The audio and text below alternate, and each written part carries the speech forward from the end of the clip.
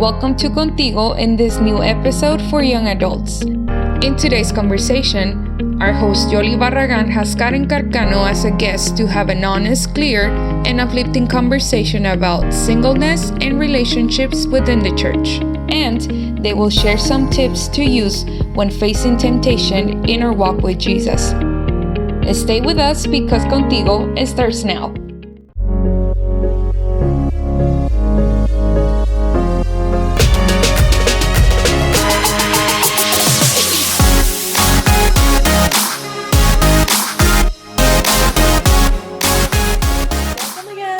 Our new Contigo podcast, Youth Young Adults Edition.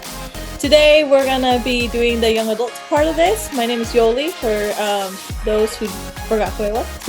My name is Yoli, and today we have a special guest with us, Karen Carcano, all the way from Redding, California. Yay! All right, Karen, tell the people who you are. I am a woman, 26 years old. I am originally from Portland, Oregon, but about 4 years ago, I moved down to Redding to attend Bible college. And after my 3 years, I stuck around and just kind of been exploring just opportunities that God's been giving me here. And I don't know how long that'll last, but I'm here until I don't know, until the Lord moves me again. All right. And what part of, or I guess, what ministry do you serve in or have served in, or what are you currently doing as a job?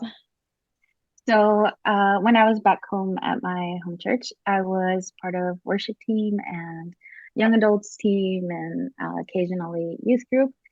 And since moving down, I haven't been in ministry necessarily, but I'm currently working at an elementary school, which is something I never thought would happen in my life, to be honest, but it's been a huge blessing. Okay, that's awesome. All right, so as the people know, February is Valentine's Day, or the biggest holiday, right, in February. Basically known like a holiday for like couples and married people or people with boyfriends or girlfriends and that kind of thing. And sometimes we have like a perception that like the sad single people don't celebrate, right? Like they're anti-Valentine's Day because they don't have a partner or what have you. But honestly, like I think that that's one, the holiday itself just kind of lends to that kind of feeling. But you, as like you say, you're a single woman. How do you perceive this holiday? I want to start with that. I'll be completely honest. As I got older, it was less of a marked holiday in my life. And it's not because I'm like, oh no, I don't have anybody or whatever. It's just because I haven't been in a relationship. It's not something that it's like constantly on my mind. And yeah, it kind of happened naturally. I don't avoid it, but I also am not, I guess, surrounded and constantly in conversations about Valentine's Day. So, yeah. Okay. Well, you said you haven't been in a relationship, right? As you just said. Okay, so I know I don't know if I'm gonna be probing or if it's gonna get a little personal, anything of that, but I'm gonna ask the question. We'll end it now. Giving you a forewarning, honesty is the best policy. The people want to know. First things first, I'm not gonna ask you why are you single, but I am gonna ask you like what has kept you, I guess, in that sense, because I know that a lot of people, and I know that I've done this before I came to church and stuff. I like dated before, and it was just kind of more for like fun or just because, or it wasn't like anything that I given any thought. But I know it's a little different when you grow up Christian, and just to make sure, like you did grow up Christian your entire life. So yeah. I know that the atmosphere is different. So what, I guess, like what conviction or what thought or what kind of has kept you from doing what every other person does, like date here and there and like it's nothing? Like what Yeah. has kept you like in that track, I guess?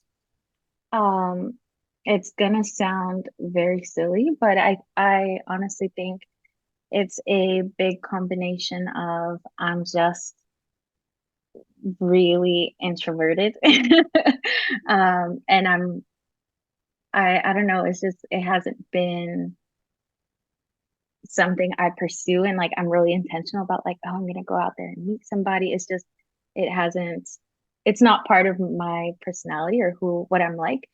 But also I began to process this with the Lord and I'm like, oh yeah, how come this I haven't like ventured into this area of life and I have felt like it's been a keeping, it's been a safekeeping from the Lord and for what reasons I'm not entirely sure. I don't have the full answer, but I've been able to see, especially like in the last couple years, that um, his plans for me are different than what I thought, you know, was coming up for me in my 20s, mid 20s.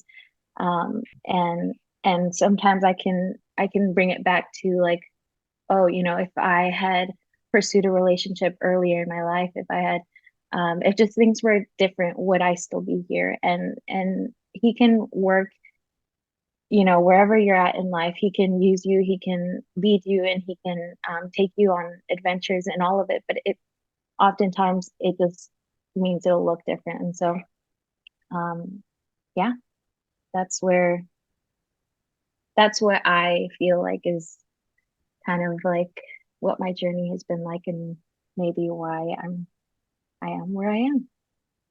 Okay. Well, I love the word that you use for like safekeeping. I know that in First Corinthians, Paul says that singleness is a gift. Do Mm-hmm. you think that your singleness up till this point in your life has in fact been a gift? Um, I'm gonna say yes, but I say this yes with just letting the people know, like it's real. Like it doesn't mean that there isn't a struggle and that I only see it as a gift all the time, always. Like we've had this conversation, before, and it's like any revelation that the Lord brings, like a lot of times it's hard to accept at first and hard to trust that this is what he's doing and this is what he's on. But I realize that the more I'm honest with myself and honest with God, the more he's like, okay, um, I'm going to give you grace for this season, and even though you don't understand the full picture, even though there's frustrations, and then there's like kind of a bit of this going on, I'm with you. And so yeah, I definitely feel like it's a gift, but only if you can only receive it as one or look at it as a gift if you're open to the Lord and just honest with him, because sometimes there are times when it can feel like it's not. But yeah. Okay. Like I know that as a married person, I know that there are some benefits. Like, okay, like since I'm married, I always tell people, I'm like, there's benefits to not having children, right? Like, Mhm. I gotta do whatever the heck I want. I travel everywhere. Like, I don't have to find a babysitter. There's advantages to not having children, right? But now, do you, or what are some advantages that come to mind Mhm. being single in the church? Let's be specific. Being single in the church, because I know there's advantages of being single outside of Christianity or outside of your belief. Mhm. You go wild and you do whatever you want. But it's a little different. When you believe in the Lord and you're walking in this path and that kind of thing. So, Yeah, do you think there are some advantages to that? absolutely. Absolutely. Um, for me, my biggest advantage has been in the intimacy I've grown in with the Lord, and just cutting out the fluff. And by fluff I mean like this this thing that we often have is it happens to everyone at some point, but to perform and to like we can show up to church and we can say the right things and do the right things and even outside of church, like it looks like we're doing great, but like internally, is there turmoil? Internally, is there, what really is going on in your heart? And the biggest advantage or just blessing that I feel like singleness has been in my life is that I've been able to really get one-on-one with the Lord and really focus on how I'm doing and how, taking care of me. Because if we're not taking care of ourselves, like it's really hard to care for another person and to extend love and show love and show up for people, because we can do it, but oftentimes we're running like on our last battery and we're struggling. But we're showing up, and I feel like that's how I lived my my teenage years, early 20s, was like giving out of a place that was like empty. And it wasn't until, I was down here for school and I really had time to just, oh, I don't think I've been okay. I think I've been, working out of just like overworking myself, or not overworking, but just giving out of a place that's not healthy, that's not, where I'm not doing well, even though on the outside it looks like I am, but internally she's struggling. So I feel like that's been the biggest advantage, is that I just was able to get one-on-one with myself and with the Lord and just even just take a look at what's really on the inside, because even that self can be scary sometimes. And I'm not saying that someone in a couple, in a marriage or in a relationship can't do that, but again, it's going to look different. Yeah. So I think that's definitely been something I'm grateful for, and that's something I wouldn't think, I wouldn't have chosen for myself if it at a younger age. Like if someone would have told me, hey, if you hold off on a relationship, in your 20s, but and work on yourself, then you're gonna enjoy your life later on. I'd be like, no, I want to enjoy my life now, and want the easy way out, and want to jump into relationships and all of this kind of stuff. But yeah, I don't know if that answers the question. Oh yeah, for sure it does. Okay, cool. Well, I totally get that. Like I can definitely say if I didn't date as young as I did, you avoid a bunch of heartbreak and that kind of thing. So it's really cool. Like I admire that. All right, we had said before that it's hard to, like, when you're married and whatever, they're always asking you, when are you gonna have kids and that kind of thing. And I know that the older you get, you have friends or family, especially in Latino families, asking you, when are you gonna get married? Ni novio tienes, se te pasa el tren. And those comments they create pressure, and they create kind of like a sensation that you're missing out or you're doing something wrong because you're this old and you've never dated, kind of thing. Things like that kind of do take a toll, and they are hard to hear. But what about you? What are some hardships that you consider as far as like being single? Yeah. Where I've had to be just very intentional and like on the lookout is definitely in my purity. And it's I had a teacher in my Bible college. I apologize if this is too much, but he said, there's a lot of you that are out there that are like, I don't know if marriage is for me. I don't know if, that's going to be in part of my journey, whatever. But he said, if you have a sex drive, then, I'm pretty sure there's somebody out there for you. And I remember hearing that and feeling so like a breath of fresh air. And I was like, okay, I definitely know I have one. So I know that God knows that about me too. He gave me that, and it's a blessing to one day, experience when I'm married. but that's something that I've definitely had to be intentional about, and just protecting my purity and keeping it, and not just, oh, I'm not gonna go out and try and sleep with someone, or not even to that level. It's just been knowing what are my triggers to, like, what are my thought patterns like day to day. What are, when I see someone that I like, what are my thoughts like? What am I watching? What am I consuming? But like, what am I listening to? What is pouring into my life? And is it something that's helping me grow in this area? Is it something that's helping me keep pure? Or is it something that's like, oh, like on the border, like, oh, it's not too bad, but it's like, it's okay, because that's something that I feel is so important in whether you're single or not. But because we're on the topic of being single and in church and walking with the Lord, um, it's something that we need to be honest with ourselves and sit down and like, okay, I actually struggle in this area, or this is what actually leads me to make decisions that I know aren't right, that just lead me down a road of guilt and shame, or whatever it may be.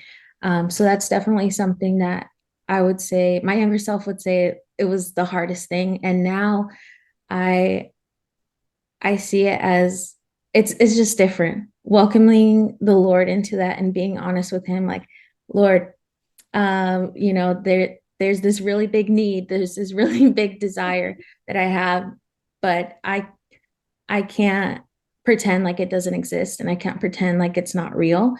And just getting honest with him and inviting him into that space. Before, I would hear that advice and I would cringe and be like, oh, you talk to the Lord about this stuff, but when you begin to do it, like, only you, when you begin to do it, like, only you and God know um what takes place there, like how he begins to show you, like, okay, you don't have this right now, you don't have access to to this right now, but here are different ways um that you can pursue intimacy. And it doesn't have to be, sex. It doesn't have to be at that level. It can be just pursuing friendships, pursuing just people in your community and that know you. Because oftentimes what we're really looking for when those desires come is just to be known, just to be seen, just to be accepted and welcome for who you are and how you are, and where you're at. Like, oftentimes that's what's really going on there. But yeah. Oh, I love that. I love that that word intimacy and how you like linked it to friendship. That is 100% like hitting the nail on the head. Like, yeah, it's hard. And I love the fact that you mentioned the whole like bringing everything to God. It does sound a little wacky, but I mean, he knows everything, regardless of whether you tell him or not, like he knows. Yeah. And I think that's kind of like sometimes one of our problems, that we don't necessarily get taught this in church. At least like when I started coming and walking with the Lord, like it was like a taboo thing. Like, we don't talk about relationships, we don't talk about sex, we talk about dating. And even then it was like, don't do it until you're about to get married.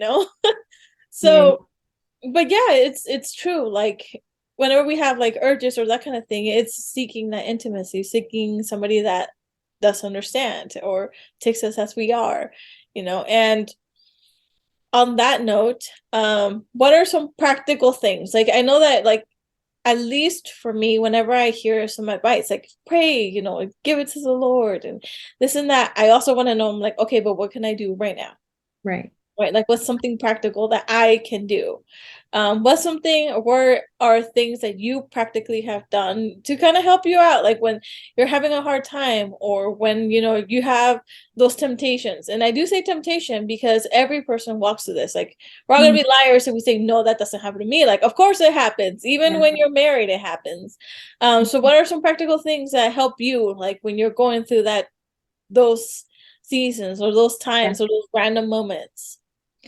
I started with just facing it head on. Like I stopped running away because I realized that I'd be in denial, like you said, like, oh no, like that's the old me, or that used to be me and it's not anymore. And sure, you can go through a lot of transformation, you can go experience a lot of breakthrough and a lot of those things, but all of that is held up, is sustained by your day-to-day decisions.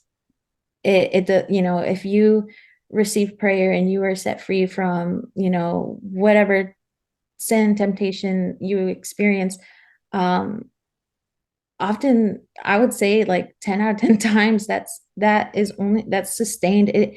It lasts as long as you remain in God, like you remain in honesty with him about this area of your life, but also in just, you know, um in the small things, in the small decisions. So um for me, what that's looked like is, yeah, is just facing it head on, not denying it, not being like, oh no, this can't be this, whatever. And I'm like, okay, this is what I'm feeling, this is what I'm experiencing.